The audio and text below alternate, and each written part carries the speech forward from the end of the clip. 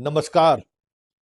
आज हम बात उस मंदिर की करने जा रहे हैं जिस मंदिर से मुकुट और हार चोरी हुए 1 सप्ताह से अधिक दिन हो गया है। एक चोर को पुलिस गिरफ्तार करके भी लाई है और अब उसे रिमांड पर लेकर पूछताछ कर रही है। हम बात थावे मंदिर की कर रहे हैं। वो मंदिर जो देश के 52 शक्ति पीठों में एक है। अब उसकी महत्ता को आप समझ सकते हैं। जैसे कामाख्या, माँ कामाख्या है ना, ठीक उसी तरीके से थावे भी एक पीठ है। हालांकि माँ का वो मुकुट वहाँ के स्थानीय विधायक द्वारा फिर से एक भव्य आयोजन के द्वारा उनको अर्पित किया जा चुका है। लेकिन अभी भी पुलिस जिस तरीके से जांच कर रही है और जिस दिशा में जांच आगे बढ़ रही है, अभी तक हाथ खाली है। कटर मशीन, उसका कपड़ा, उसका मोटरसाइकिल, उसका मोबाइल, सारी चीजें बरामद हो चुकी है, लेकिन जो चीजें बरामद होनी चाहिए थी वो बरामद नहीं हो पाई है। अब पुलिस की नजर उस दीपक या उस गाजीपुर के चोर के एक ऐसे कमजोर कड़ी पर है जिसको लेकर पिछले 3 दिनों से पुलिस यूपी में कैंप किए हुए है। कहा जा रहा है कि वो कमजोर कड़ी जब तक आमने सामने नहीं होगा तब तक इसको तोड़ना मुश्किल है। क्योंकि यूपी पुलिस ने जो इस अपराधी को लेकर जो फीडबैक दिया है, किसी तरीके की एक मूर्ति चोरी की घटना इसने यूपी में भी अंजाम दिया था। 1 सप्ताह तक पुलिस पूछती रह गई, थक गई, एक भी कुछ भी ऐसा क्लू नहीं दिया जिससे आगे बढ़ा जा सके। इसी बीच उसके मोबाइल फोन की जांच के सिलसिले में इसकी एक कमजोर कड़ी पर नजर पड़ गई पुलिस को। फिर क्या था, उस कमजोर कड़ी को इलाहाबाद से पुलिस ने उठाई और जैसे ही उस कमजोर कड़ी को आमने सामने बिठाया गया, टूट गया रायजी। मतलब रायजी तभी टूटेंगे जब उस कमजोर कड़ी को सामने लाकर बिठाया जाएगा। क्योंकि पुलिस के पास बाकी सारे एविडेंस मिल चुके हैं, फिंगरप्रिंट्स मिल चुका है, जो वस्त्र बरामद हुआ है उस वस्त्र में कुछ ऐसी चीजें भी मिली हैं जो मंदिर में प्रवेश करने का फॉरेंसिक एविडेंस के तौर पर उसकी पुष्टि हो रही है। कटर जिस तरीके से काटा गया है, उस कटर का और जो कटिंग है वो दोनों का जो जिस तरह मतलब वाले आप कोई काटते हैं तो जो निशान बना ना, वो निशान और इस कटर के काटने की जो तकनीक है वो दोनों समान तौर पर मिल चुका है। मतलब फॉरेंसिक जांच के दौरान बहुत सारे ऐसे एविडेंस मिले हैं जो कहीं न कहीं उसके इस चोरी में शामिल होने की पुष्टि कर रही है। इससे वहां आना, मंदिर में उस सीसीटीवी फुटेज में इसके आने की भी तस्वीर पुलिस को मिल चुका है। उसका आना, उसका मंदिर में ठहरना, कई कई तरह के एविडेंस उसके पास, पुलिस के पास है।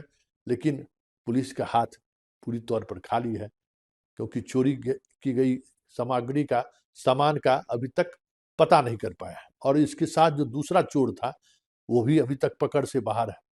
हालांकि कहा जा रहा है कि यूपी के जिस इलाके का ये रहने वाला है वहां एक बड़ी घटना घट गई है, इसलिए यूपी पुलिस मुंबई और सूरत में उस घटना के ऑपरेशन में जुटी हुई है। और बिहार पुलिस भी लगातार वहां कैंप कर रही है कि जब उससे पुलिस बाहर निकलेगा उस घटना से, उसके बाद हमें लगता है कि एक बड़ा लीड मिल सकता है। वैसे जहां जहां इस तरीके की सामग्री को बेची जा सकती है, खासकर मुकुट को और हार को जहां बेचा जा सकता है, ऐसे तमाम ठिकानों पर आज भी रेड हुआ है। कई संदिग्ध लोगों को पुलिस ने उठाया भी है, लेकिन फिलहाल हाथ खाली है। वैसे इस घटना को लेकर जो फॉरेंसिक लीड है वो लीड कहीं न कहीं गोपालगंज पुलिस को के उस पूरे अनुसंधान को अब पुष्ट कर रहा है कि अनुसंधान सही दिशा में चल रहा है। लेकिन सवाल यही है कि जब तक चोरी हुई सामग्री बरामद नहीं होती है तब तक कोर्ट के सामने केस को मतलब स्टैंड नहीं कर पाएगा। वो जरूरी है कि यह केस स्टैंड कर सके, क्योंकि अगर केस स्टैंड नहीं किया तो फिर इस बड़ी मतलब इस तरीके के साइंटिफिक इन्वेस्टिगेशन का कोई मतलब नहीं रह जाएगा।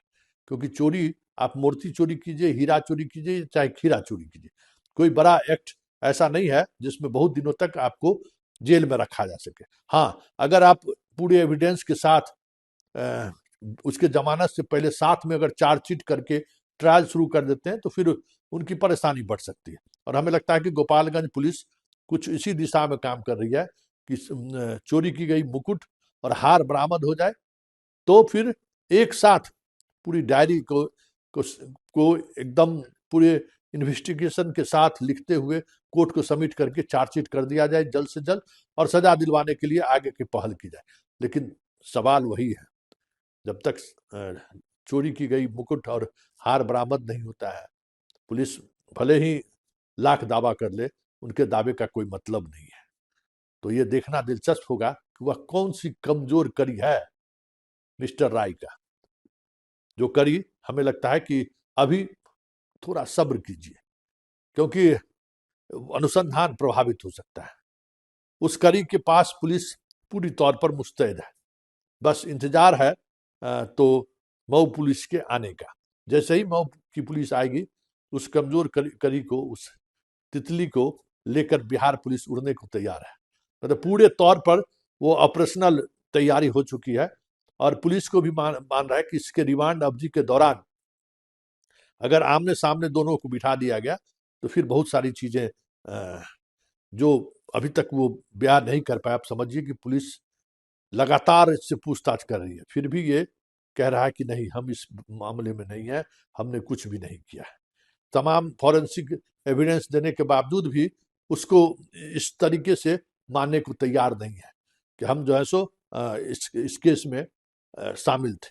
अब ये देखना दिलचस्प होगा कि वो कमजोर कड़ी कब पुलिस उसके आमने सामने लाता है, क्योंकि बिना आमने सामने लाए हुए हमें नहीं लगता है कि वो सफलता वो हासिल कर पाएगी, जिस सफलता को लेकर लगातार पुलिस यूपी में कैंप कर रही है। और दिनांक 17 और 18 की रात में दो चोरों के द्वारा थावे भवानी के मंदिर में मुकुट, हार और कुछ और अन्य आभूषणों की चोरी की गई थी।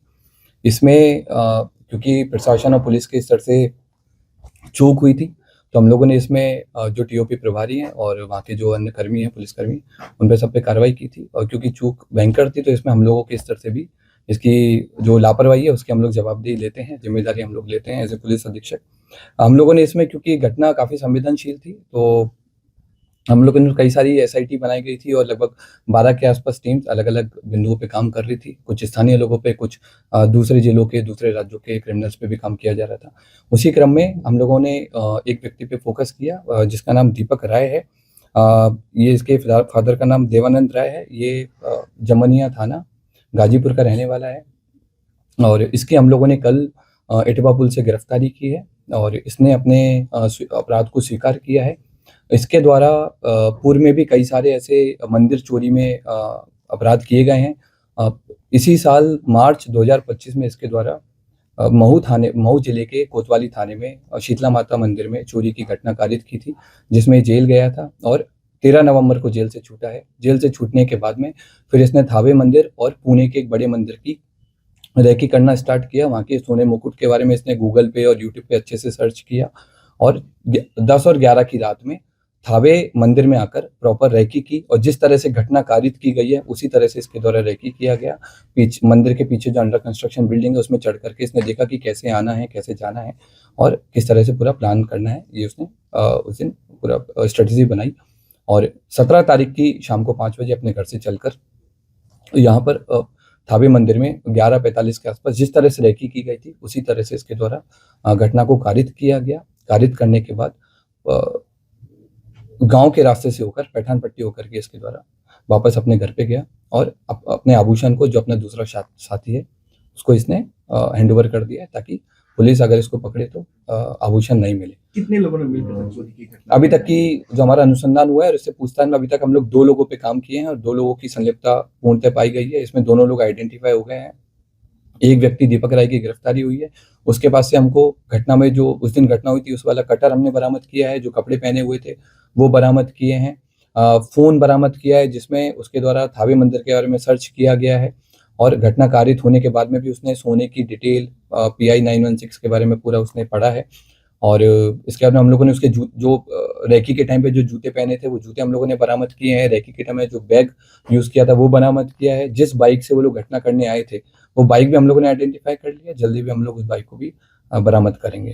जो 30 लोग सर उठाए गए थे उसमें से कोई ये तो नहीं हुआ? जो हम लोगों ने पहले जिन लोगों को डिटेन किया था पूछताछ के लिए, उन सब लोगों को, क्योंकि उन लोगों की संलिप्तता नहीं पाई गई थी, उन सब लोगों को हम लोगों की तरफ छोड़ दिया गया है। हम लोगों ने इन सारी चीज़ों पे भी जांच किया था कि क्या कोई स्थानीय लोग या मंदिर प्रशासन की भूमिका रही हो, तो उस तरह की भूमिका भी हम लोगों के सामने नहीं आई है। अब हम लोग की अगली कोशिश माता की जो हार है, जो मुकुट है, उसकी बरामदगी है और दूसरे व्यक्ति की गिरफ्तारी है, वो भी हम लोग जल्दी करेंगे। सर, जिस तरह से ये चोरी की घटना को अंजाम दिया था, क्या ये पेशेवर था, क्या किसी मूवी से प्रेरित था, या फिर इसे कैसे पता चल पाई कि मंदिर में यहाँ हार है? ये पेशेवर क्रिमिनल है और इसका हम लोगों ने जब हिस्ट्री देखा है, इसका जब हमने जिस तरह के गूगल सर्चेज किया है तो उससे स्पष्ट हुआ है कि इसके द्वारा लगातार इसने जेल से छूटने के बाद भी, इवन जेल में रहने के दौरान भी इसने कई सारे मंदिर के बारे में डिटेल प्राप्त की है। जेल से छूटने के बाद में कई सारे बड़े बड़े मंदिर के सोने के मुकुट के बारे में इसने सर्च किया है और क्योंकि थावे मंदिर इसके घर से काफ़ी पास था तो इसलिए इसने इस घटना को कारित किया है।